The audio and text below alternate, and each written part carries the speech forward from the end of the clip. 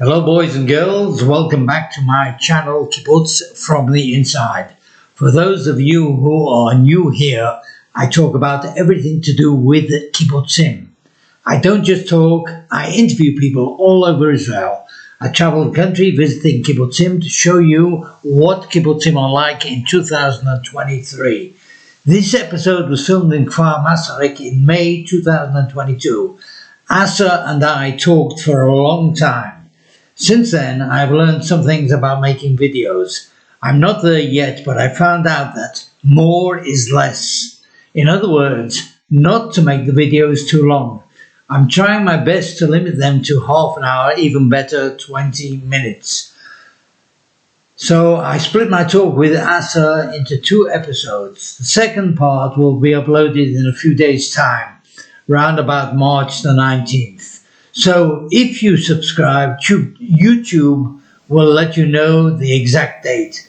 Here we are in Kfar Masaryk with Asa talking about his early childhood. Today I am in Kibbutz Kfar Masaryk, which is in the Bay district of Haifa, between Haifa and the town of Akko. In fact, it's very close to the town of Akko. And this kibbutz is Kfar Masaryk. And I am talking to my old friend, Asa Remez. So Asa, please say hello to the people in the channel. Hello everyone. I confirm everything Ivry said. Okay, about the location. So first of all, I'm going to ask you about your own personal background. Were you born here in the kibbutz? How long ago, and then we'll go on to what you think of the kibbutz today and how it's developed. So let me know, where were you born? Okay, let's start little back. My mother came from Lithuania. My father came from Czechoslovakia. That was early 30s of last century, and I was born the 11th of May 1938, and in Hebrew the name of this year is Tartzach. It means the year of the murder. Wow, interesting. Okay, every letter in the Hebrew alphabet or year, it has a significance. So is this an irony, or was that year the year of the murder? In fact, there was the Arab rebellion. Oh. Okay.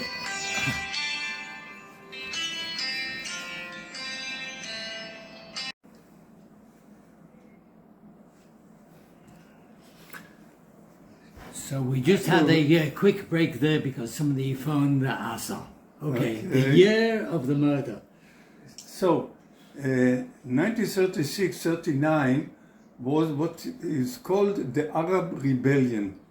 It was, of course, the rule of the British in this country, and the Arabs struggled against the regime, and in the meantime, they killed some Jews here and there, and it was, in fact, the year of many of such things. And my grannies from Lithuania, they warned us, beware of everyone and on the road and all this and that. I was born where the kibbutz is still wasn't established in this location. And the year 1940, the kibbutz established here in this place. The name of the kibbutz is Kfar Masaryk, after the president of the Czechoslovak Republic. In fact, he created so-called the Republic, and he was the president for some 16 years. And 1940, Czechoslovakia was conquered by the Germans. It was occupied, and that was some tribute we pay for the Masaryk was not just humanist, he was pro-Zionist. He visited Palestine at the time. He went to some kibbutzim,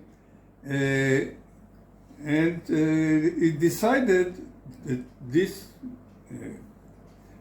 settlement will call after him Kibbutz Kfar Masaryk. I see. So let me ask you, was this settlement called after the President Masaryk? Was it established first as a kibbutz, and by whom, or was it established in a different way and became a kibbutz? Okay. As I mentioned, the kibbutz established here in 1940, but the kibbutz started 7 years back in the 1933 by two groups. Was groups of girls came from Lithuania, and a group of boys came from Czechoslovakia. The movement, the youth movement, Shomer HaTzair, gathered together the two garinim, the two nucleus or settlement groups. Yes, and the first name of the kibbutz was Czecho-Lita. My father came from Czechia, my mother came from Lita. The name of the kibbutz was Czecho-Lita. A year passed, and then the kibbutz changed its name. Some people came from Poland and Germany, and it was not right to call it this name. They called Mishmar Zvulun, the guard of the Zvulun area, the Zvulun Bay. When it is established, as I mentioned, it was called 1940 Kfar Masaryk. Okay. All my childhood, I spent. I've been to the kibbutz. 2 years old, we came with my father and my mother and the whole kibbutz to this location, and I'm here ever since. Okay, so you just mentioned your childhood. Before we started filming, you and I, with your wife and Dina, who was here, we were talking about as a baby growing up in the kibbutz. How did you feel about the system of communal rearing of children? And from what I remember, you told me that the children did not live at home, but lived in children's houses. Looking back on it now and remembering, how did you feel about living a communal existence with your own class or your own kindergarten or your own peer group? And how did you feel about who your parents were? Were you separated from them? Were you very attached to them? Looking back on your early childhood. Well, let's start by saying that the kibbutz established for a reason. My father and my mother did not came to this country to improve their life condition or anything like that. Or for money. Or for money. Yes. They came to establish a new country, a home to the Jewish people. They were Zionists.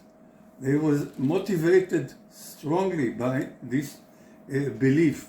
And when they came, the kibbutz was the base for the Haganah and Palmach, the pre-military framework. The underground army yes. During the Mandate time. And The idea was to change the Jew from one with merchant or money laundering or whatever to people who work with the field, with the land. They called then to create a new man, a new Jew. That's the idea, a very strong belief. Then came the children. The children, we live at a place called Beit Yeladim. Beit Yeladim is a house of the children. My parents live in Chadar Horim, which is the room of the parents. It's not just semantic, because in the early days of the kibbutz, there were tents and wooden huts.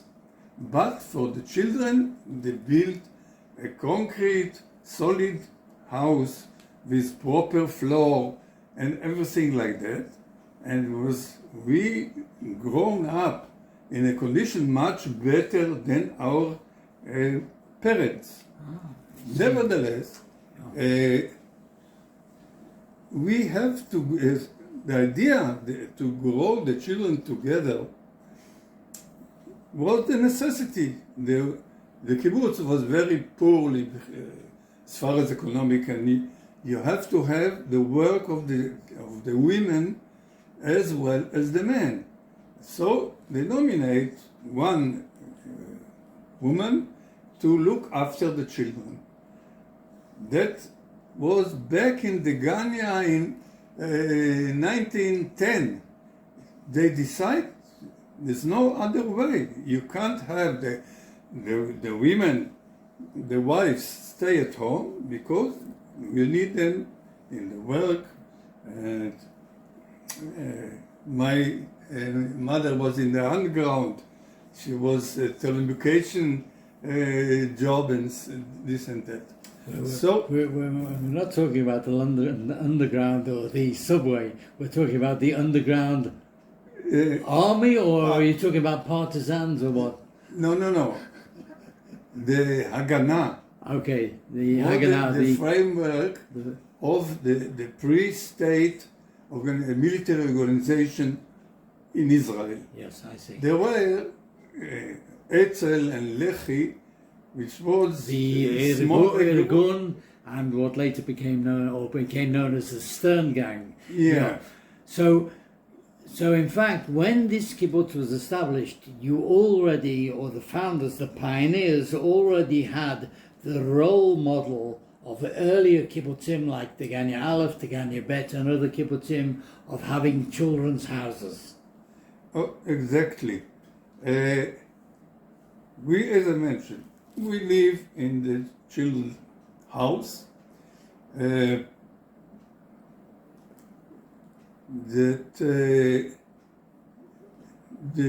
daily organization, the regime was that 4 o'clock we go to the parents' place, their parents' room, and we spend there the time until 8 o'clock, 7 o'clock. Then we went back to the children's house. We had dinner, and then the parents put us to bed.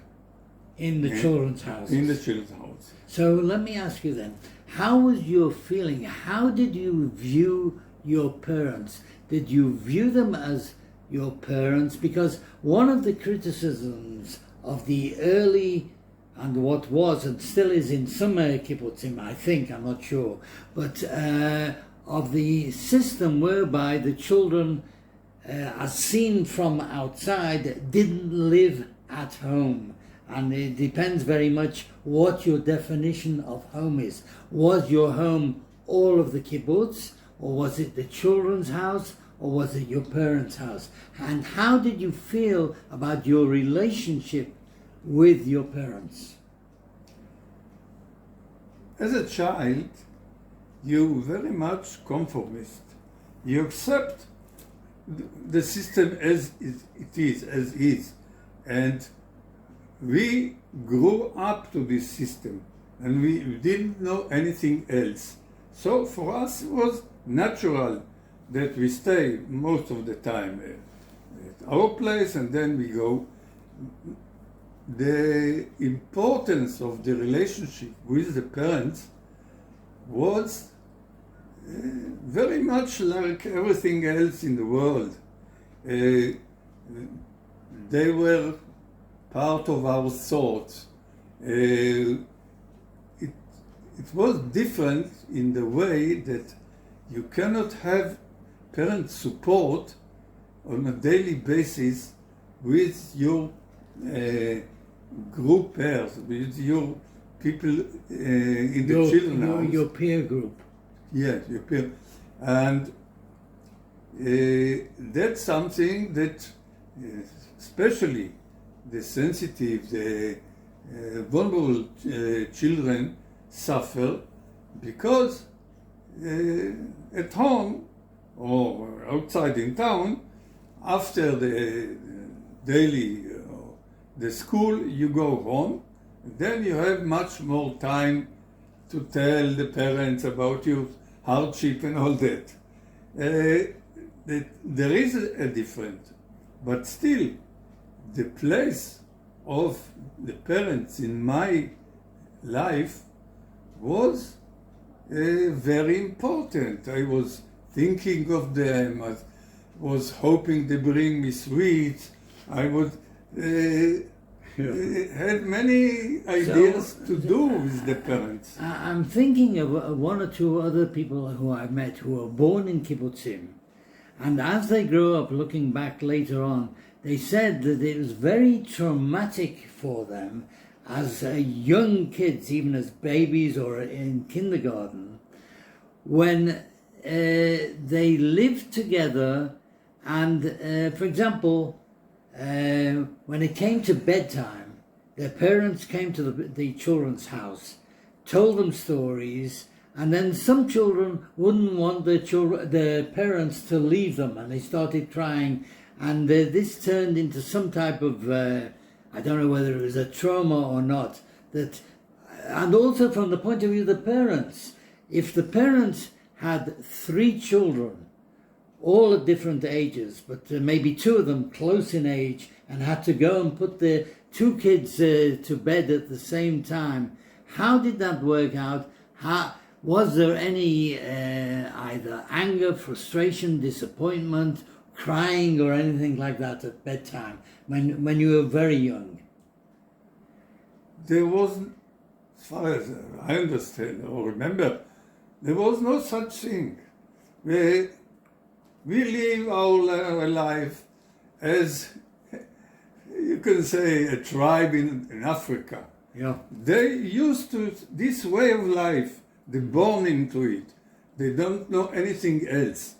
Later on, when the children, or the boys and girls of the kibbutz, married outside, and here came boys and girls that live different life, they raised the question of, is it good or bad for the children or for the parents? In my early childhood, there was no such thing. We never thought that it could be different. And at that time, the kibbutz was the flag of the country, the pride of the country. People appreciate very much the work we do. We defend the borders of the country. We do. Later on, it's changed. But this time, we felt that we're superior. We have better life. And we believe we are on the right side. I understand. Yeah. Now, let's look at you growing up with your peer group in the children's houses and the classrooms and everything else.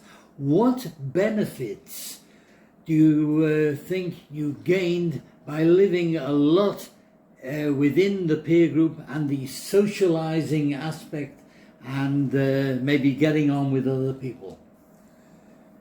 It's very transparent.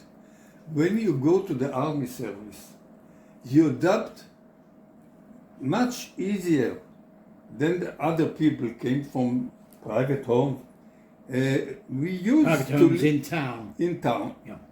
We used to live with other people, with other children, and you have to have the right attitude toward the others, and not to be individualist in that sense. I think the kibbutz improve our social benefits, social relationship, because we were trained to that all that long years. So you knew how to get on with people, you knew how to compromise with the people as well, and to understand, and it was less centered on yourself or on your family. And in those days, as you said, the kibbutzim were the flagship of the whole country. And the kibbutzim, from what I know, had a role to play in the nation. That's quite true. There is a saying, if you turn off the lights in the whole country, leave just the kibbutzim, the light on, you see the borders of Israel as it is. Because the kibbutz, the kibbutzim established, this kibbutz was at the front, was the end of the country at the time.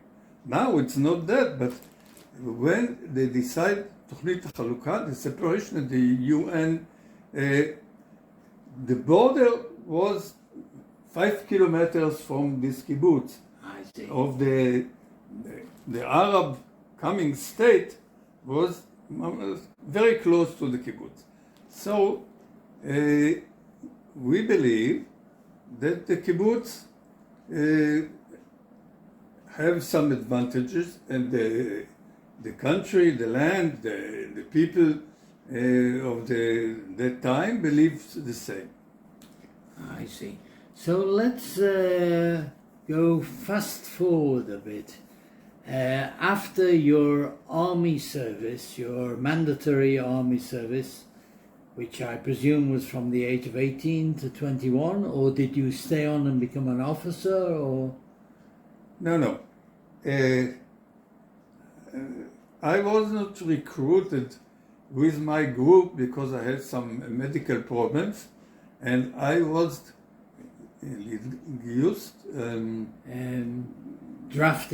Drafted. 2 years later. I see. I was in the army 3 years. I was flight control, and then I have the army reserve service, Shirut Miluim, until I was 53. I see. And I had this Miluim, this reserve service, more than 3 years along the years. So the army is not something to pass and go on to your career. It is the melting pot of Israel. There you meet, or I met, the first time people from various communities of the country, and the beginning was quite shocking. Shocking in what way? It's a long story, but I'll give a few examples. I had some medical problems, Yeah. and I have very low profile in the army. So with us, we were Tironut, Basic training. basic training in Southend. Big army base, you know. The first night or the second night, middle of the night, shouting, someone with a shovel Yes. try to hit people. We realized in the end that he was in a crisis. He was an addict. Yeah. of drugs, Ah. and he had no drugs, and he attacked us. I never saw such thing before in my life. So that's Suddenly it was a very rude awakening to communities and the rest of Israel outside of the kibbutz. yes, I see. but we learn a lot about many things, and during the army service, and I appreciate it very much. Let me just ask you, how did other people, the majority of people in the army who were not members of kibbutz and not born in a kibbutz, how did they see you personally or your group or other kibbutzniks? How did they regard you? Yes. The commando of the army, the pilots, the first degree, the first importance jobs in the army at my time was either from kibbutzim or moshavim. Or the other farms, yeah. I was in the Air Force, and 1967 was this combat with Tzah. The 6-Day War. Yeah, 6-Day War. We ruined all the airfields in the area, and 60% of the pilots were, as I mentioned, or from kibbutzim or from moshavim. 60% from then, which was probably in 1967, probably only 5% of the population, maybe, or less. Much less. Much 2%, yeah. Yeah. The kibbutz movement was never more than 2.5% or so. Now it's much lower because the country is very, very big. There are nearly 10 million people. But not just that. The paratroopers, the units that conquered the Old Jerusalem, the Wailing Wall, not all the soldiers, but the commanders, the officers, were more than this percentage I mentioned. This was people from the Tzanchanim, paratroopers, and my time is part of being in a kibbutz and join the army service. You go to the Tzanchanim, to the paratroopers, or the places where you fight the enemy, and not having a job in Tel Aviv at 4 o'clock go home. I see. They regard the kibbutzim as the better manpower, the better that you can find for the job in the army. So they regard you as, let's put it this way, top of the class, if you want to call it that. I believe so. Yeah. Okay, so then, in comparison now, what is the role of kibbutzim now? Is there a role for kibbutzim in the early pioneer days, in the days of the 6-Day War? The kibbutzim were the fighter pilots, were the paratroopers, were, as I mentioned, top of the class, and were they the other people jealous of them, or did they ask, why them and not me? I don't think that in the army was such question, because people went for the army service for different reasons. Some to pass the time and then start your career. People from the kibbutzim say or believe that this is the career. Mm-hmm. Now you should prove yourself with your education and everything. But the role of the kibbutzim now, I can describe it. When you build a building, when the building is finished, you don't need the scaffolding anymore. I understand your analogy here. when the kibbutz established, was no economic unit. It never paid off to build the kibbutz, and we support by the Jewish organization, by Sochnut, The Jewish agency. the Jewish agency.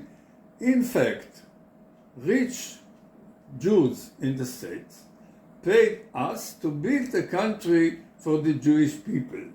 Not for the individual benefit, obviously no capitalism, but for the good of developing the country.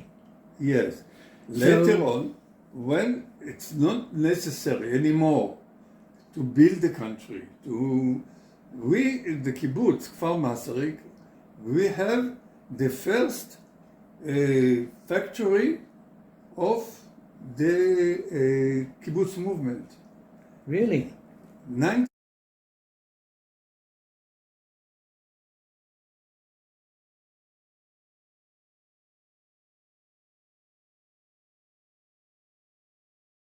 והבקבוק זה סודה.